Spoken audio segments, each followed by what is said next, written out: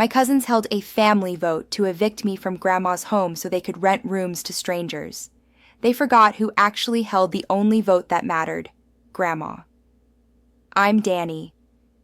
I moved in with Grandma after her hip surgery, trading a studio apartment and noisy neighbors for beeping medication timers and quiet afternoons of card games. Grandma's house isn't big, but it's the kind that smells like cinnamon and keeps secrets kindly.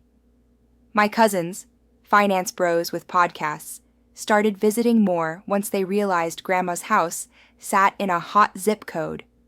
They said things like unlock equity and maximize asset potential.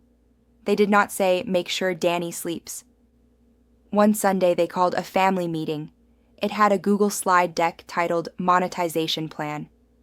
Slide 1, evict me to free 2 rooms. Slide 2, rent by the room to traveling nurses. Slide 3, profit. Grandma sat in her chair with her floral robe and a look that said, I raised your parents better. I said, I'm Grandma's caregiver. She doesn't want roommates. Cousin Max countered, We voted. Grandma leaned forward.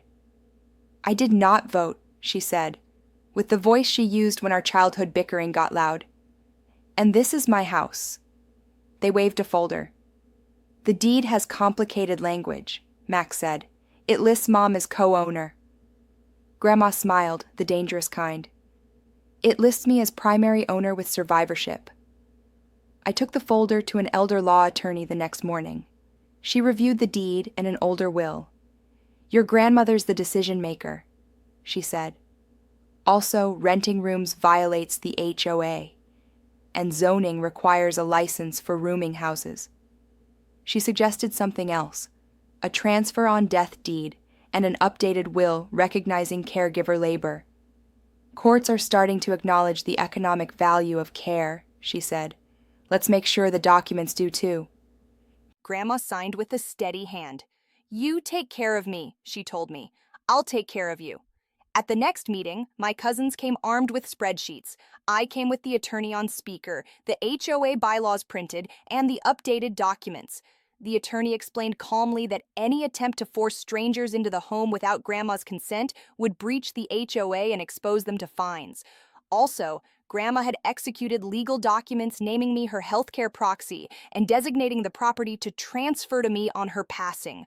Max sputtered, This is manipulation! Grandma tapped her cane. This is adulthood, she said. Stop confusing selfishness for entrepreneurship. They tried one more tactic. Guilt. Danny, you're stealing our inheritance. I looked at Grandma. She nodded. I said, I'm earning nothing but exhaustion and gratitude. If there's an inheritance, it's because I make meals and change dressings and monitor meds at 3 a.m. That labor has value. They left in a storm. A week later, the HOA sent a friendly reminder to the whole street about rooming violations. I didn't ask who requested it. Some angels wear name badges. Grandma and I decorated the spare room as a reading nook. She told me stories about Grandpa I'd never heard, like the time he proposed without a ring because their rent was due.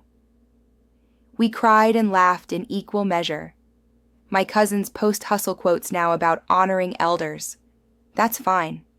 I honor mine with tea and clean sheets. If you believe care is work and love, hit like and subscribe.